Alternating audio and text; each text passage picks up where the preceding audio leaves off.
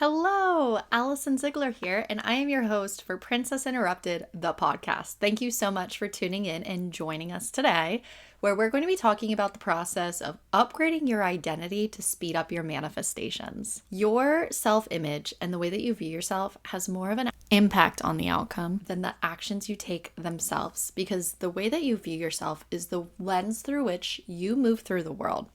This is why the same thing can happen to two different people and they can interpret the circumstances into completely different ways, which ends up resulting into completely different outcomes. We'll talk about how this might be manifesting in your current life, what you can do if you're looking to upgrade your self-image, as well as some of my favorite books and resources that I've been using to upgrade my own self-image. I want to share some witchy ways that this might be manifesting for you in your reality currently. So to start, I'm in a new room. I am playing with the idea of painting this room because it's such a bright pink. I really want to have a space for my recording in my office that just feels authentic to the brand. I want to talk about identity upgrades and ways that these manifest that aren't necessarily things that you're thinking of. In terms of upgrading your identity, today I went to the DMV and I got a Pennsylvania driver's license. It was actually a moment of grieving. I woke up and I had the largest pimple on my face and it just felt so high school. Things like that don't happen to me anymore. I used to have a low self-image, I will say that.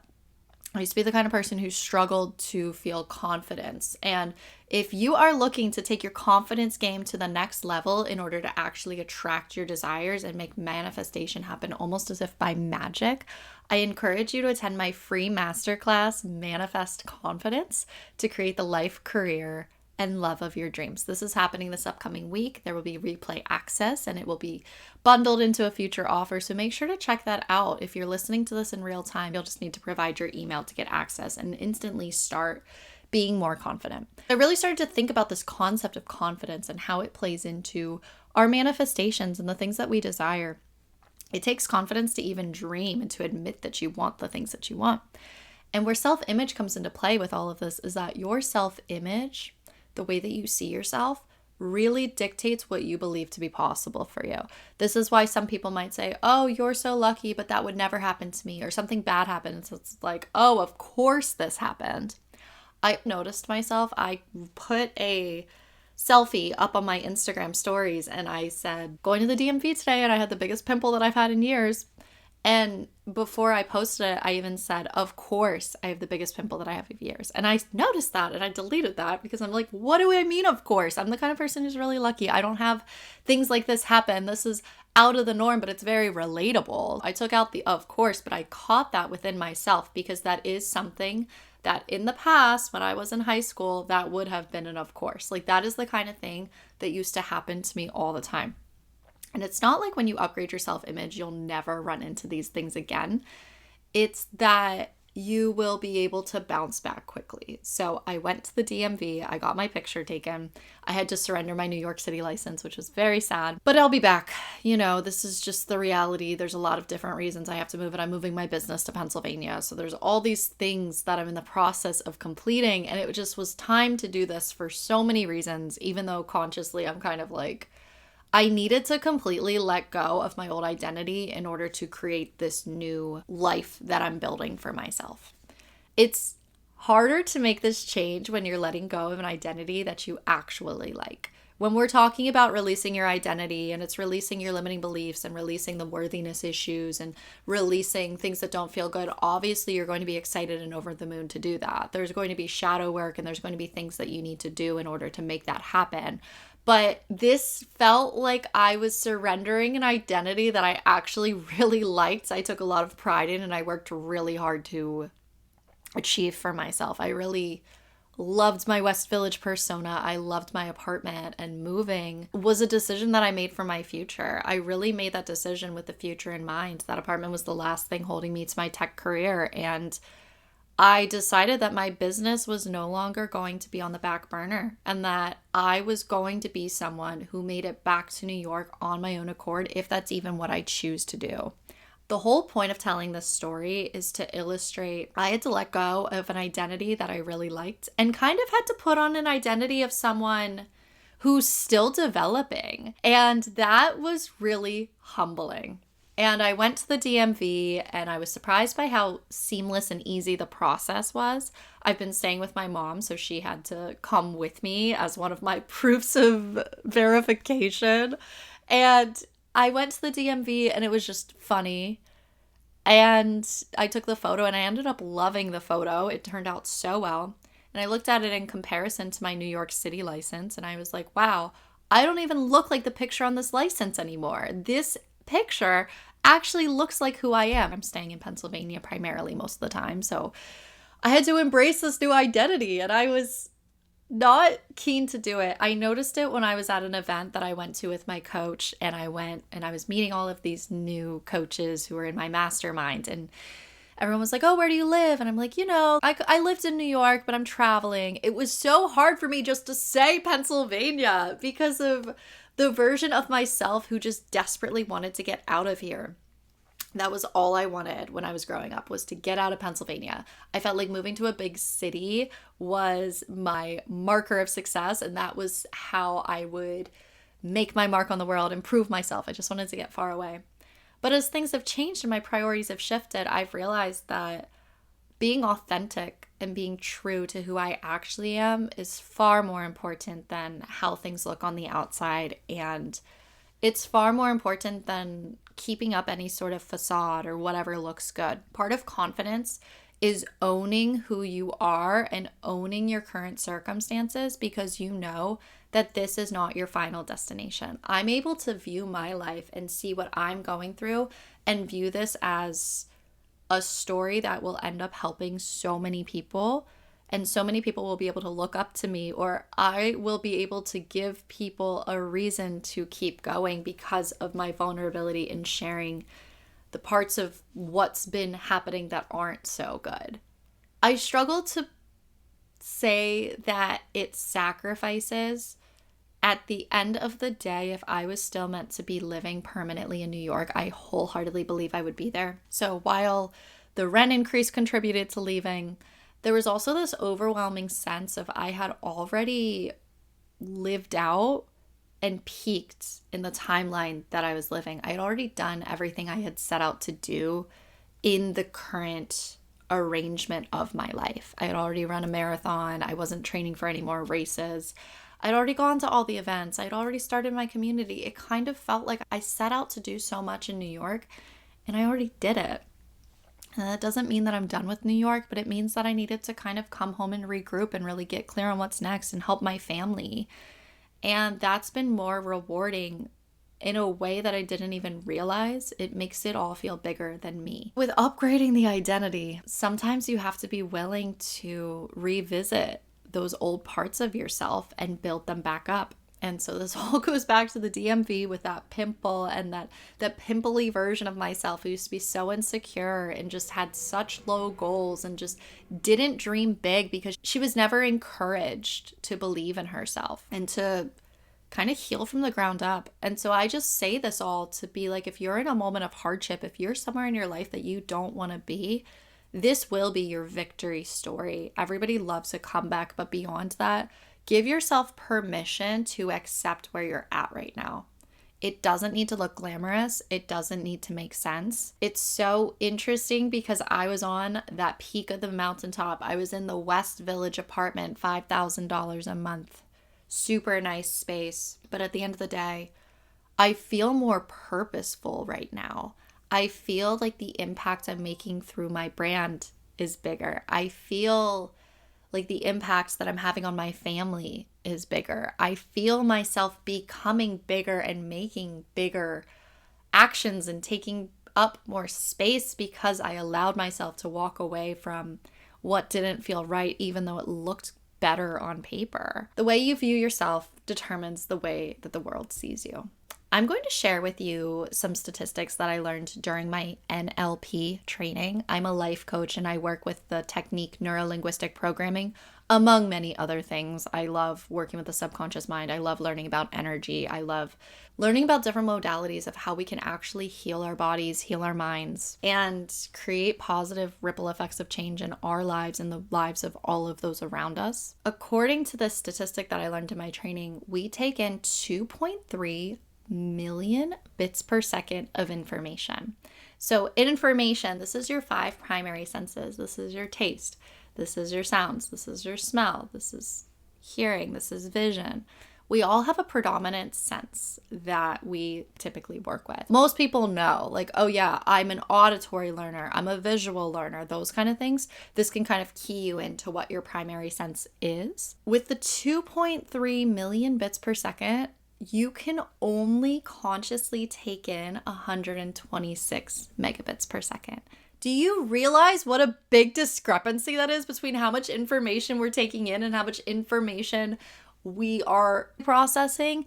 And proof to you right now about this being possible, you're sitting and you're doing something and you have your vision.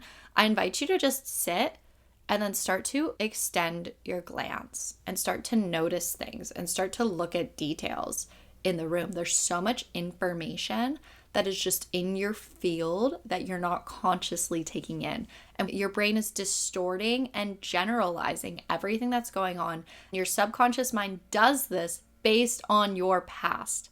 This is why, unless you do the deep levels of subconscious healing, you are going to keep repeating the same circumstances, the same patterns, the same conversations, same relationship, different face, same job, different names of your coworkers. This is why, because your brain generalizes, deletes, distorts the information that you're taking in to perceive it through the lens that is you and the way you move throughout the world. All that this is neutral. Everything is neutral. You take this information in and you assign meaning. I'll give you an example of what this looks like. You take in this information, you make it mean something.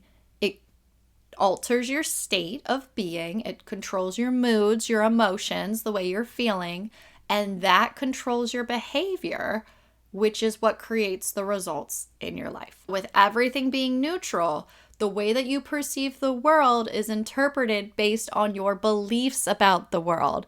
And a lot of people have limiting beliefs based on their self-image and the way that they see themselves.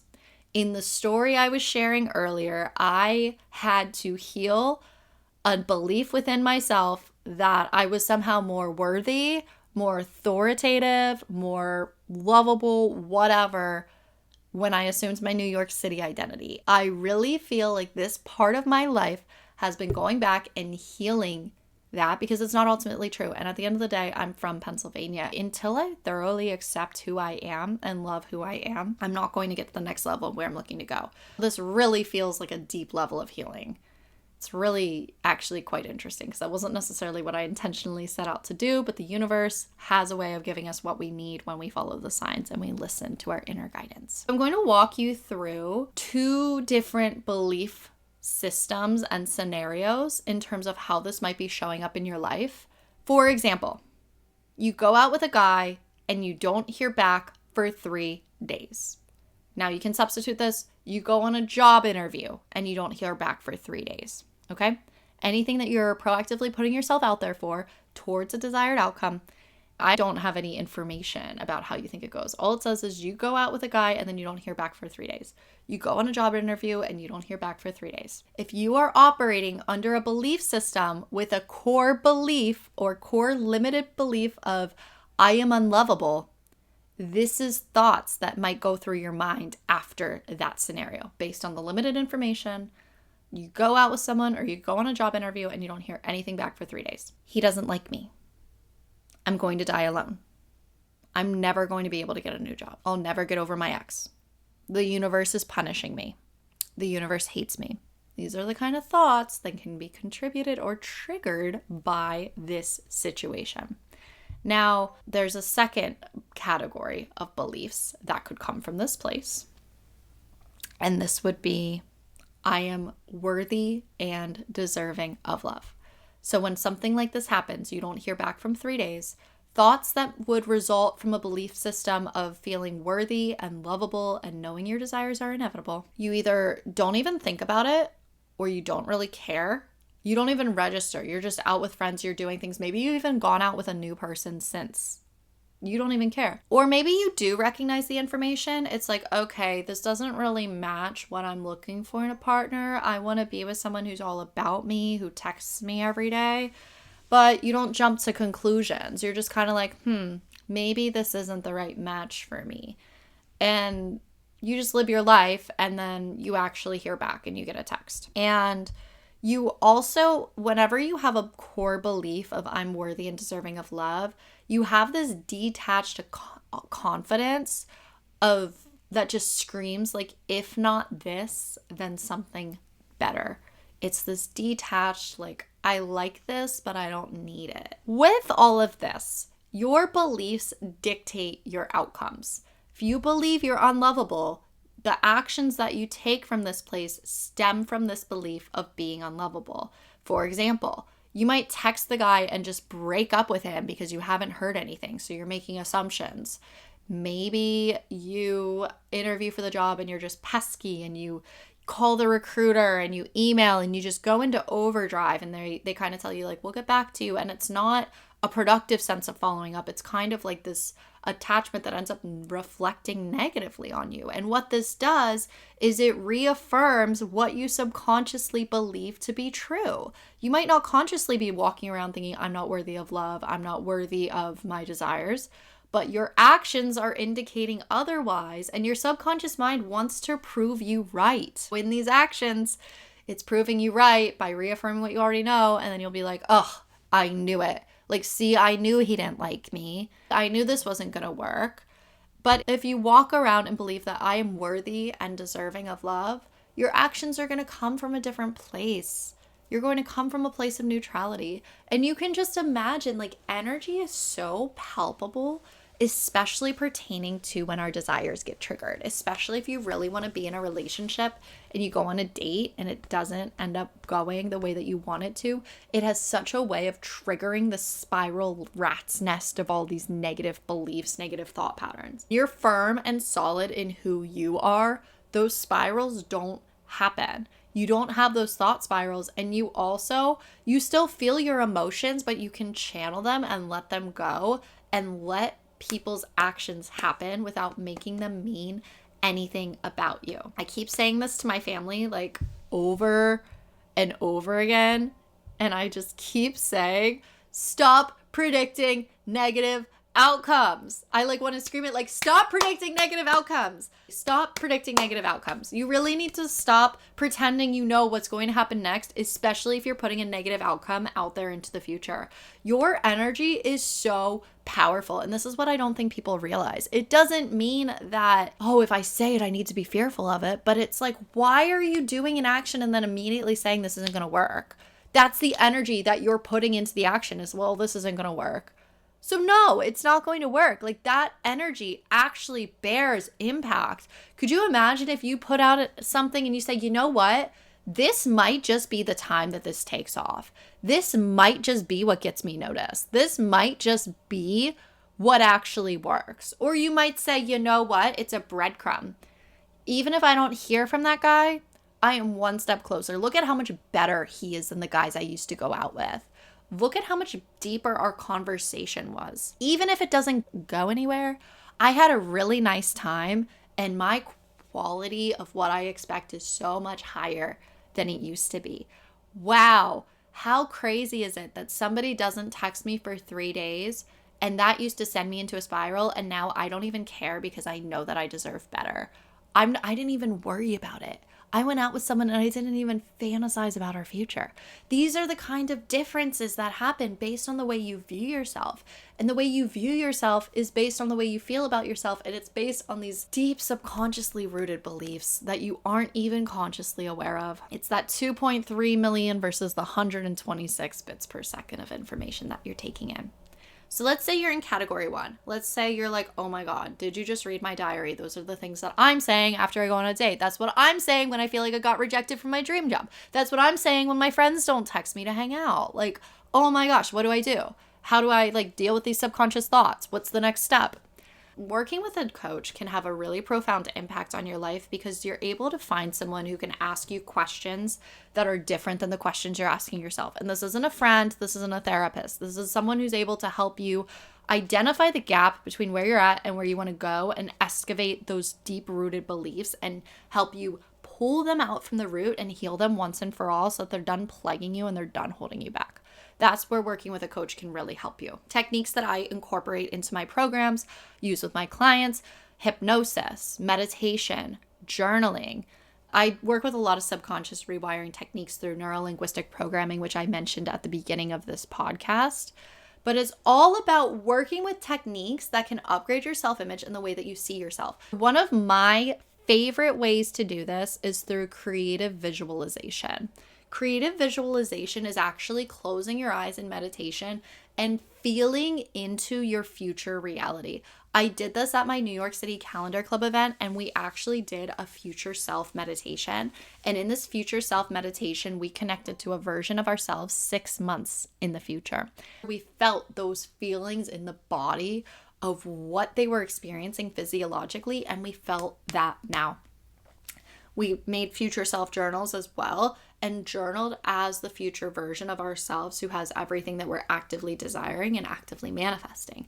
Having a vision is so important to getting where you want to go, even if you don't know where you want to go, to making positive changes in your life. It can be so easy to think that nothing changes when you don't have a vision and you don't have something that you're working towards, but you can't discredit those steps along the way or you will get stuck in that place of it's not working because you're reaffirming those negative beliefs about yourself.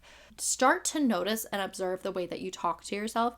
And the creative visualization is really just an embodiment of the qualities and the desires that you wish that you had. The embodiment of you on the other side of your desire. That's what this looks like. I learned a lot about self-image through this book. It's called The New Psycho-Cybernetics. It's by Maxwell Maltz. I didn't finish it, but I've gotten like 200 pages in.